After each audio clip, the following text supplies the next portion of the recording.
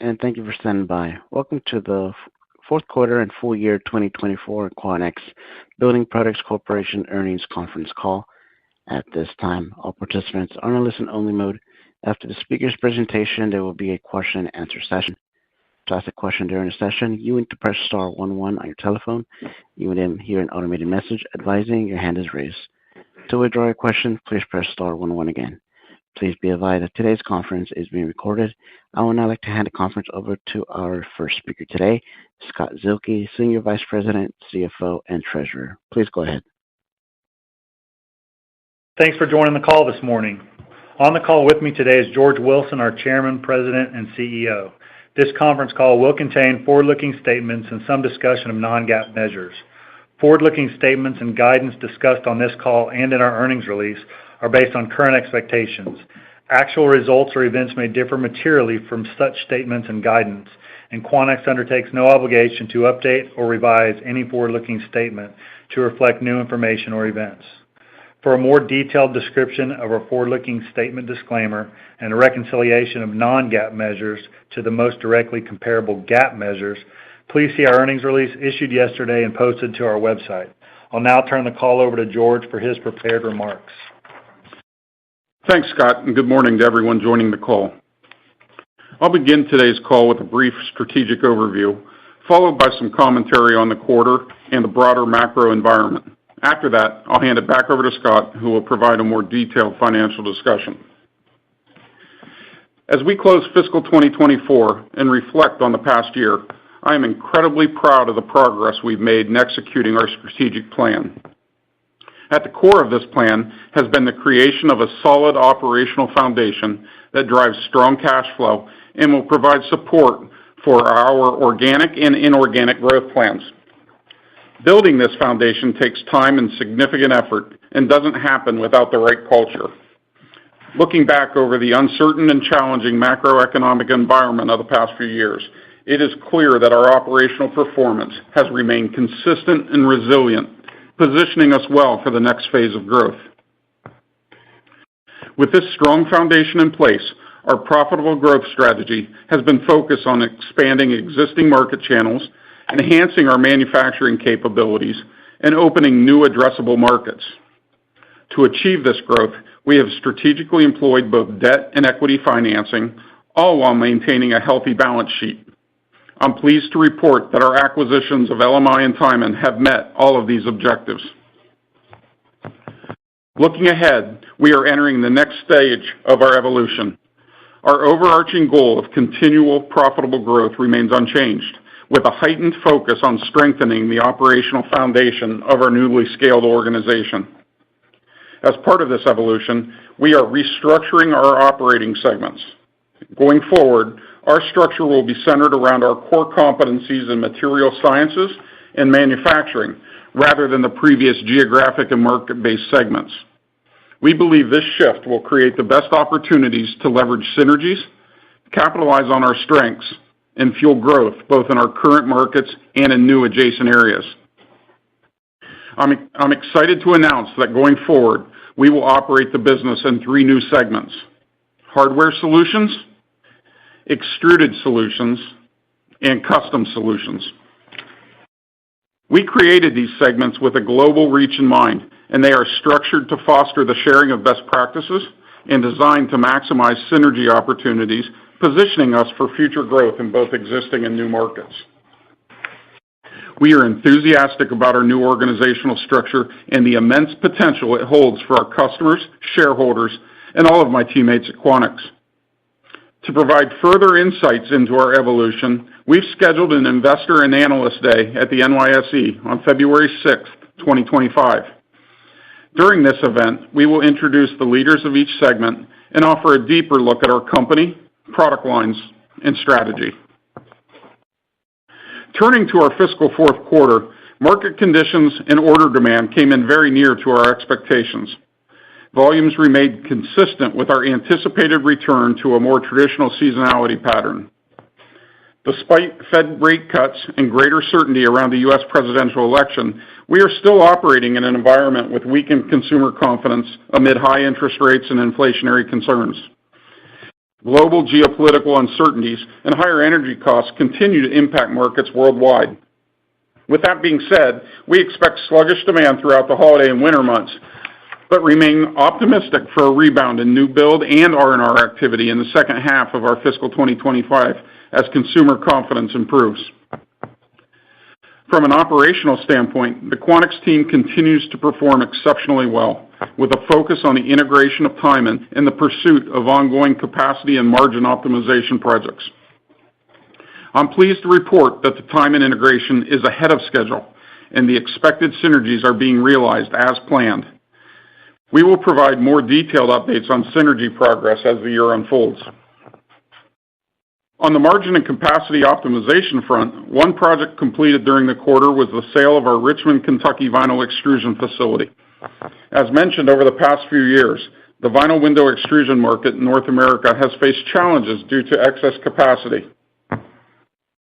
We successfully sold the Richmond, Kentucky facility during the fourth quarter for a gain of approximately $5 million, while simultaneously improving the cost structure of the remaining North American vinyl extrusion business. We also sold our North American vinyl fencing business as a part of this sale, which generated revenue of approximately $13 million in fiscal 2024 at a very low margin. In closing, I want to thank the team at Quanex for their continued hard work and performance, and I'd also like to welcome all of our new teammates from Tyman. We've executed well on our strategy, and we're very excited for the next steps in creating value for all of our stakeholders. I will now turn the call back over to Scott, who will discuss our financial results in more detail. Thanks, George. On a consolidated basis, we reported net sales of $492.2 million during the fourth quarter of 2024, which represents an increase of approximately 67% compared to $295.5 million for the same period of 2023. We reported net sales of $1.28 billion for the full year, which represents an increase of approximately 13% compared to $1.13 billion for 2023. The increases were primarily driven by the contribution from the Tyman acquisition that closed on August 1st, 2024. Excluding the contribution from Tyman, net sales would have declined by 2.3% for the fourth quarter of 2024 and 5% for the full year, largely due to lower volume.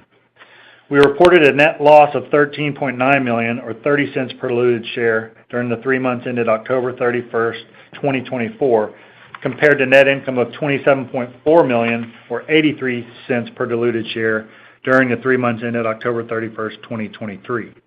For the full year 2024, we reported net income of $33.1 million, or 90 cents per diluted share, compared to $82.5 million, or $2.50 per diluted share for the full year 2023. On an adjusted basis, net income was $28.6 million, or 61 cents per diluted share during the fourth quarter of 2024, compared to $31.2 million, or 95 cents per diluted share during the fourth quarter of 2023.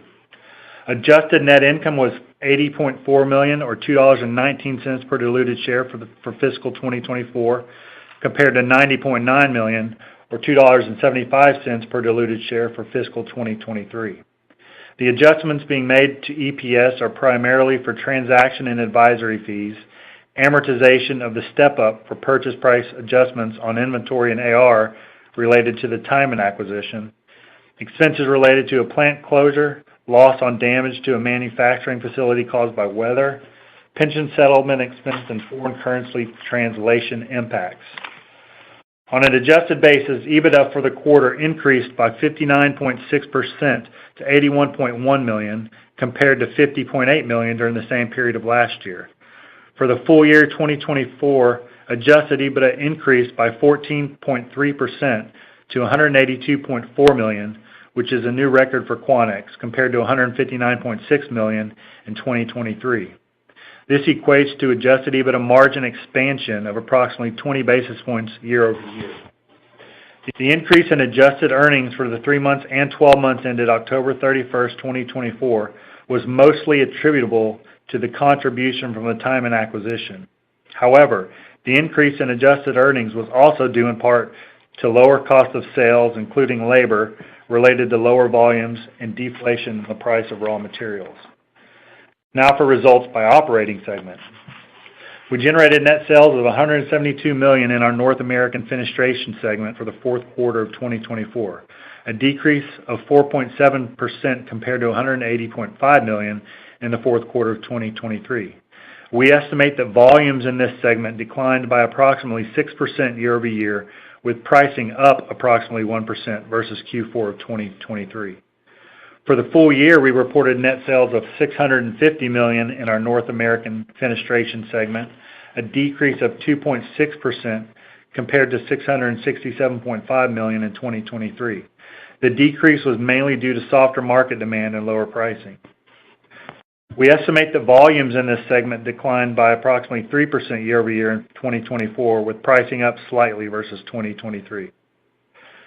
Adjusted EBITDA was $30.1 million in this segment for the fourth quarter, or 1.5% higher than prior year, which equates to margin expansion of approximately 110 basis points year-over-year. Adjusted EBITDA was $93.9 million in this segment for the full year, or essentially flat versus 2023, but equates to margin expansion of approximately 50 basis points year-over-year.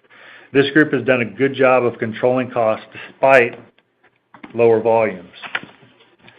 Our European Fenestration segment generated revenue of $65.1 million in the fourth quarter, which represents an increase of 1.4% compared to $64.2 million in the fourth quarter of 2023. We estimate that volumes were essentially flat year-over-year in this segment for the quarter, with pricing down approximately 1% and positive foreign exchange translation impact of about 3%. For the full year, we reported net sales of $230.7 million in our European Fenestration segment, a decrease of 7.9% compared to $250.8 million in 2023. For the full year, we estimate that volumes declined by approximately 7% year-over-year in this segment, with pricing down by approximately 2% and positive foreign exchange translation impact of about 1%. Adjusted EBITDA declined slightly to $16.5 million in this segment for the quarter versus $16.7 million during the same period last year. For the full year, adjusted EBITDA came in at $54.8 million in this segment, which represented a decline of 8.5%, but note that margin was essentially flat. We reported net sales of $52.8 million in our North American Cabinet Components segment during the quarter, which represented growth of 1.7% compared to prior year. We estimate that volumes declined by approximately 3% and price increased by approximately 5% in this segment for the quarter. For the full year, we reported net sales of $198.4 million, which represents a decline of 7.9% year-over-year. We estimate that volumes declined by approximately 6%, with price declining approximately 2% for 2024 versus 2023. The price movements for both periods were largely related to index pricing tied to hardwood costs. Adjusted EBITDA was $3.3 million and $9.3 million in this segment for the quarter and full year, respectively. The time lag related to our hardwood index pricing mechanism in this segment negatively impacted profitability in 2024 after helping us on that front in 2023. The Tyman business reported net sales of $203.4 million for the fourth quarter of 2024. Since we didn't own this business in the fourth quarter of 2023, there is no comp in the earnings release. However, revenue was down approximately 11% for this segment in the fourth quarter of 2024 compared to the fourth quarter of 2023, mostly due to soft market demand in all segments, which is consistent with what we saw in the legacy Quanex business, but also due in part to the conscious decision to exit low-margin business in China. Adjusted EBITDA came in at $34.5 million for the quarter, which yielded meaningful margin expansion compared to Q4 of 2023, driven by cost synergies related to the closing of Tyman's legacy home office in London, exiting low-margin business in China, and more efficient operations in North America. Moving on to cash flow and the balance sheet. Cash provided by operating activities was $5.5 million for the fourth quarter of 2024, which compares to $44.5 million for the fourth quarter of 2023. Cash provided by operating activities for the full year 2024 was $88.8 million, which compares to $147.1 million for the full year 2023. We maintained focus on managing working capital throughout the year, but the fourth quarter was impacted by layering in the Tyman acquisition, as the legacy Tyman business is very much a make-to-stock business, and the legacy Quanex business is very much make-to-order. We generated free cash flow of $51.7 million for the full year in 2024, a decrease of about 53% compared to 2023. The main driver for the lower free cash flow in 2024 is the one-time cash costs related to the Tyman acquisition. If you adjust for these one-time cash costs, free cash flow would have been about $89 million for the full year of 2024 on a normalized basis. As a reminder, we borrowed $770 million, $500 million for a term loan A and $270 million on the revolver to acquire Tyman on August 1st, 2024. Since that time, we were able to repay $53.75 million in debt during the fourth quarter of 2024. As of October 31st, 2024, the leverage ratio for our quarterly debt compliance was 2.3 times. The debt covenant leverage ratio calculation is defined in Amendment Number 1 to our second amended and restated credit agreement, which was filed with the SEC on June 12, 2024. This debt covenant leverage ratio excludes real estate leases that are considered finance leases under U.S. GAAP and is calculated on a pro forma basis to include last 12 months adjusted EBITDA from the Tyman acquisition. Also includes credit for $30 million of EBITDA for the synergy target related to the acquisition and cash only from domestic subsidiaries. The debt covenant leverage ratio would be 2.1 times if calculated using the full cash and cash equivalent amount on the balance sheet as of October 31, 2024. The 2.1 leverage ratio is in line with the leverage ratio referenced in the presentation we published on our website when we announced the deal on April 22, 2024. As George mentioned, we will host an Investor and Analyst Day at the NYSE on Thursday, February 6, 2025. At that time, we plan to unveil the new Quanex, which will include details specific to each operating segment, along with initial guidance for fiscal 2025. In addition, we will disclose more about our profitable growth strategy going forward. Since guidance for 2025 and detail related to the new operating segments won't be rolled out until early February, please use the following cadence for the first quarter of 2025 versus the first quarter of 2024. As a reminder, due to the typical seasonality of our business, our first quarter is usually the weakest quarter of the year, but we do expect a meaningful uptick in demand in the second half of 2025 as consumer confidence improves and pent-up demand starts to unwind. With that said, on a consolidated basis, we expect revenue to be up 50 to 52% in the first quarter of 2025 compared to the first quarter of 2024, driven by the contribution from the Tyman assets. However, consistent with recent market dynamics, we do expect volumes to be down in the first quarter of 2025 compared to the first quarter of 2024. On a consolidated basis, adjusted EBITDA margin is expected to be up about 25 basis points in the first quarter of 2025 compared to the first quarter of 2024. In addition, a tax rate of 23.5% is reasonable, with interest expense of approximately $15 million in the first quarter of 2025. Operator, we are now ready to take questions. Thank you. And at this time, we'll conduct a question and answer session. As a reminder, to ask a question, you will need to press star 11 on your telephone and wait for a name to be announced. To withdraw your question, please press star 11 again. Please stand by while we compile the Q&A roster. One moment for our first question. Our first question will come from the line of Steven Ramsey from Thompson Research Group. Your line is open. Hi, good morning. Morning. Wanted to think high level a bit, given the market remains pretty stagnant and seems pretty well known out there. I guess my first question would then be on portfolio adjustments. Now that you've got Tyman in and synergies are coming in at a nice clip, how are you assessing the portfolio broadly? Basically, are you considering any moves to divest anything that maybe is less core now that you have this bigger foundation? Thanks for the question, Stephen. The answer is yes, we are evaluating the entire portfolio. I think the scale of the acquisition gives us an opportunity to do that. The approach that we'll take is we're going to obviously look at this from a customer perspective and see what pieces of the portfolio add value to our customers and can help them grow.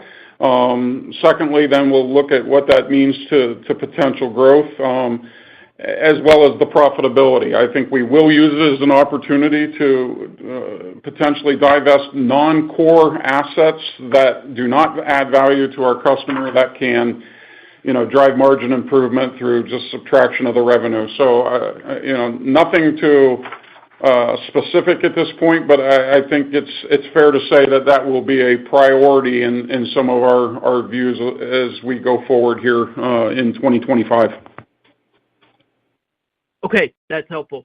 Also wanted to think about the EU segment. You've had 2 consecutive years with margin, in the 23-24% range, very strong. Do you view this as kind of the normalized level to operate from or even build off of, or would you say there are some, this is maybe a peak level for current dynamics that's helping that?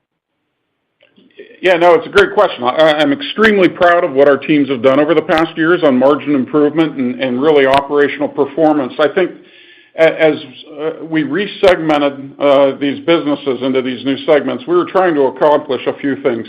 One was to really address, most of our businesses take a global approach, and by separating or segmenting them the way we did in the legacy legacy Quanex business, we kind of split them up geographically, which I think made it difficult or limited the opportunities to maybe get some sharing of best practices or synergies internally. So although we did a good job, I think it potentially, put a little governor on those opportunities. I think taking more of a global approach, and for example, our spacer business or some of the new businesses from time and looking at it from a global perspective, it gives us the opportunity to set these things up, share best practices across the globe. So my anticipation, Stephen, long answer here, is that I don't think we're tapped out on margin improvement opportunities driven by internal projects. I think that there's still some runway.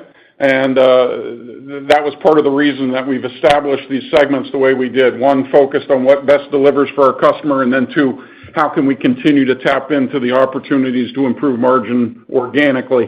That was the basis around our restructure. The only thing I'll add there, Stephen, is as markets improve around the world and volumes tick up, at some point you're going to get operating efficiency gains that will help margin longer term as well. So I think you can see we're pretty excited about the potential that these new segments can drive. More to come, but we're pretty optimistic about that. No, that's great perspective. Maybe something to quickly ask there, Scott, that you alluded to, better volumes and the margin benefits from that. Can you maybe talk to the kind of historic incremental margins from legacy Quanex? And given as you put these 2 businesses together, where could incremental margins get better as volume starts to improve?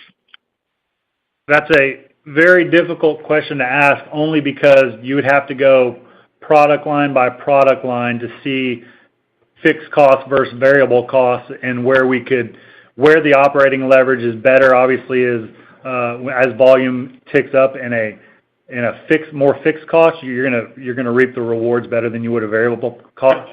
I think if you look at the way we've segmented, an extruded solutions segment, for example, the nature of extrusion process alone kind of lends itself. It is very much a volume-driven type of business. So I think you would see the most volume benefits in that type of segment and that type of product process as markets improved. That's great color. I'll leave it there. Thanks. Thank you. Thank you. One moment for our next question. Our next question comes from the line of Adam Thalhimer from Thompson Davis. Your line is open. Hey, good morning, guys. Congrats on a record year. Thank you. Wanted to ask first about the time and synergies. How comfortable are you getting to the $30 million of synergies?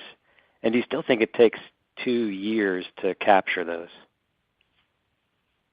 Great question. So, as we've embarked on this, I think, you're always apprehensive about giving, a number when you go into such a transformative type of deal. But as we've progressed and now that we've launched the new segments, I think our comfort level around the stated $30 million is very strong and high. We have very strong confidence in achieving those levels. I think as the teams move through, the focus has started. We focused on the consolidation of the corporate offices, which we've talked about already, and that's gone, according to plan and maybe a little quicker than anticipated. Now that the divisions are starting to operate within the new segments, I think, we're very pleased at the results that we're seeing these newly created teams generate. And the amount of opportunities that they're creating helps to offset, any potential downsides and unknowns that you don't know. And then, finally, I think we become even more convinced that longer-term commercial types of growth synergies that are created from this combination will be there. So, again, another long answer to your question, but I think we're extremely confident in meeting and hopefully beating the guidance that we've given. Okay. And, George, you talked about sluggish demand over the holiday season and in the winter. I'm curious, is that a continuation of the trends you've seen in fiscal year 24, or are you contemplating incremental weakness? I'll start off and then I can let Scott add any color too. One, I think what we've said, this is not an abnormal type of thing that we see every year in terms of softness in our fiscal Q1. I think in certain markets, for example, the cabinet market that we serve, I think you see our customers using it as an opportunity to adjust their inventory levels and using the holidays as an opportunity to reconcile volumes before the build. So I think that has had a little bit of an incremental impact. I think it's a continuation on, for the most part, it's a continuation on what we've seen this year, just and being emphasized on our normal seasonality pattern. It's nothing that we've not anticipated, and I think it's playing out exactly as what we've modeled and anticipated previous. Scott? Yeah, I would agree with everything George just said, and we are expecting volumes to be down year over year in 1Q 25 versus 24, but not by a significant amount. And we do expect markets to tick up starting in the spring selling season once we feel like consumer confidence improves. I'm not sure we've talked to one customer at this point that doesn't have that same, I think that there is a fairly strong optimism that the back half of the year we'll see it. Again, the market indicators and the need for housing, as the Fed continues, or it's anticipated that they'll continue to cut rates, as inflation starts, flattening a little bit and hopefully turning the other way. I think we will see consumer confidence and grow, and the market, both R&R and new build, there's pent-up demand that's ready to be released, and I think we're hearing that optimism from almost every customer that we talk to. Okay. Thanks, guys. See you in New York. Thank you. All right. Thank you. One moment for our next question. Our next question will come from the line of Reuben Garner from Benchmark. Your line is open. Thanks. Good morning, guys, and congrats on the strong close to your fiscal year. Thank you.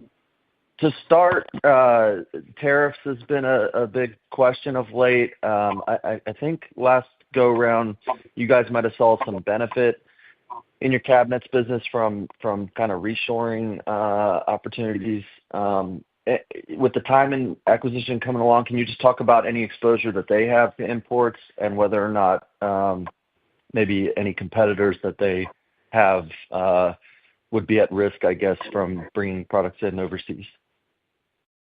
No, I think, as we look at the Tyman organization, and we spend a lot of time talking about the risks from tariffs as well as the opportunities.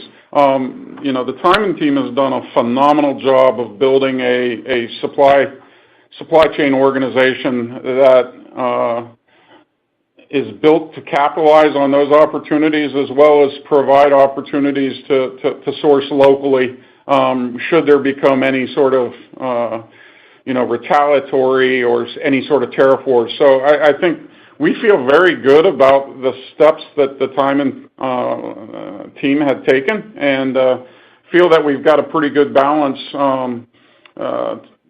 to really address situations should it become a trade war or should any of the tariffs provide opportunities. I think we're ready to capitalize on that and are well protected for any of the negatives. Obviously, Ruben, you know our business well, and I think, from the cabinet side of the business, specifically in the North America, tariffs have tended to help that market, and I don't see anything changing that should that would be a potential opportunity for our business should there be any additional tariffs on wood type of products.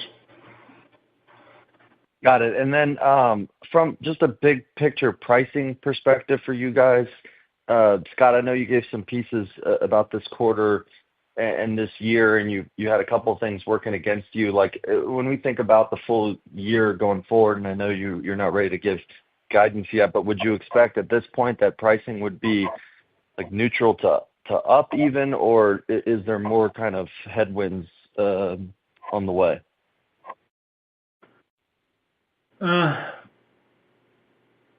There's potential for pricing to be neutral to up. The way we usually model is we don't bake in a lot of expectation that pricing is going to go up or down. It's more driven by volume expectations, but it's going to depend on what's going on with the macro and raw material by raw material. Yeah, I think this goes right back to your first question. We're being pretty cautious on any sort of pricing guidance because, the impact of tariffs, anything there, what that does to any sort of inflationary pressure and the impacts it potentially have on labor wages and anything there. There's so many moving pieces. I think we're being very cautious in terms of our guidance around price. I think over the past few years, I think we've, and it's proven out in the legacy Quanex numbers that, where we have been able to get price, we've done it. We're not abusing our ability, and I think we'll be a focus on being a fair supplier in the world, but it will be dictated by the input prices of what we see. Got it. Congrats again. Thanks, guys. Have a Merry Christmas and Happy New Year. Merry Christmas. You as well. Thank you. One moment for our next question. Our next question will come from the line of Julio Romero from Sidoti & Company. Your line is open. Thanks. Hey, good morning. I wanted to ask about the macro a little bit here. Some of your peers have called out, affordability constraints. You talked about waning consumer confidence and kind of mortgage rates kind of persisting higher. Can you guys just talk about, what you're seeing on that front and maybe help us think about why your viewpoint might be a little nuanced compared to some peers?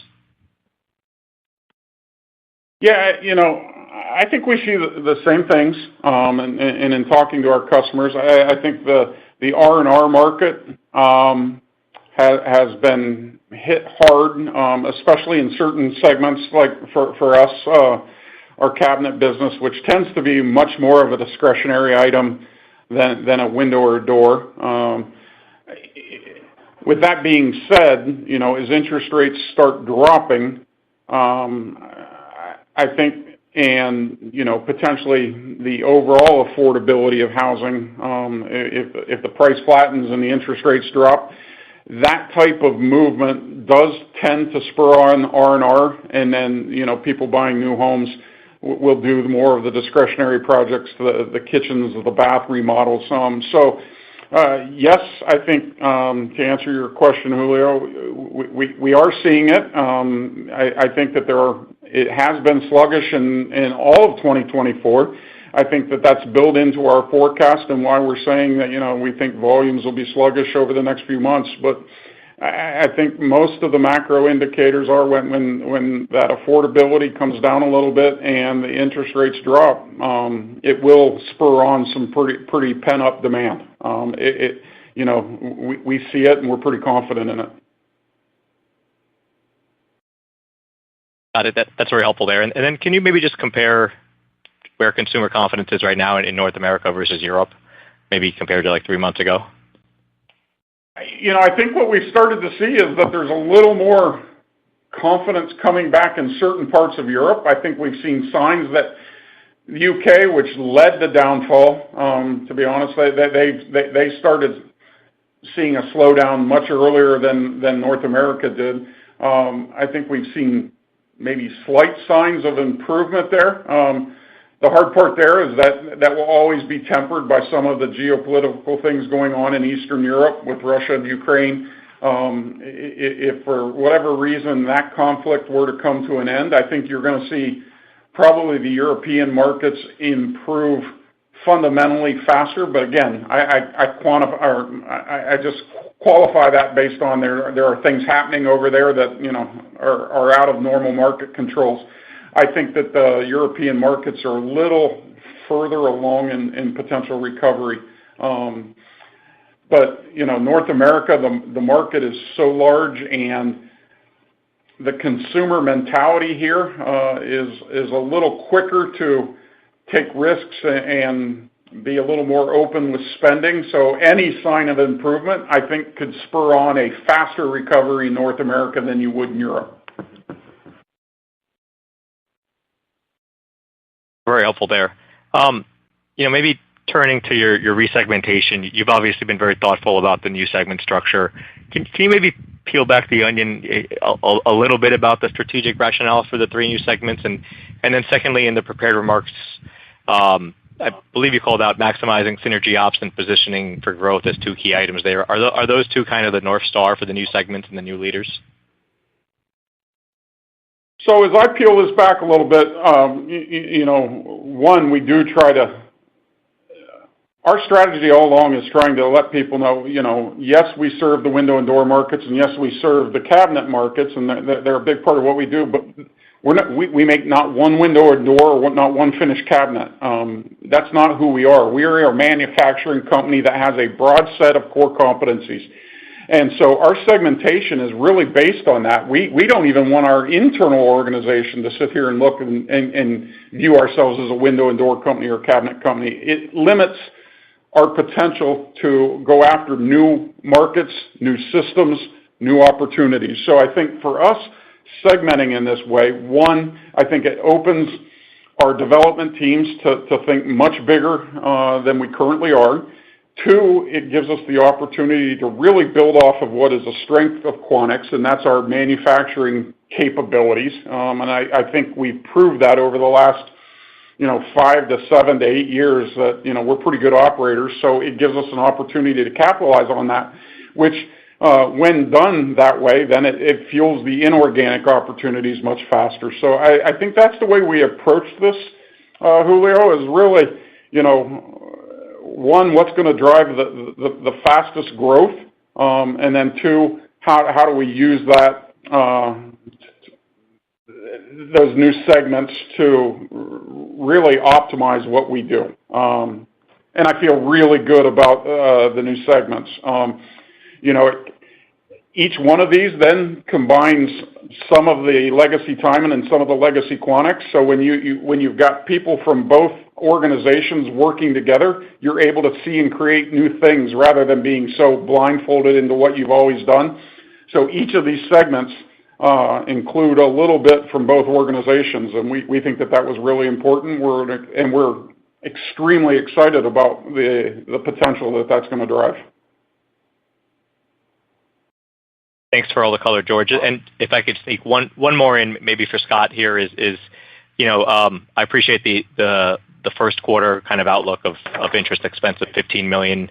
Is that kind of a fair quarterly run rate to maybe assume for now for fiscal 25? And then are you kind of assuming any debt pay down at this point for fiscal 25? We absolutely assume we are going to pay down debt throughout the year. I mean, that's a clear priority for us. So 15 for the first quarter, trending down a little bit thereafter, and we'll give more detail at the Investor Day. But I think 15 will be the high water mark for interest expense this year. Excellent. Thanks very much, guys. I'll pass it on. Thank you. Thank you. And with that, I would now like to turn it back over to George Wilson for any closing remarks. Thanks, everyone, for joining. We're extremely excited about the future of Quanex and look forward to providing more detail about the combined company at our Investor and Analyst Day at the NYSE on February 6, 2025. I'd like to wish you all a safe and happy holiday. Thank you. Thank you for participating in today's conference. This does conclude the program. You may now disconnect. Everyone, have a great day.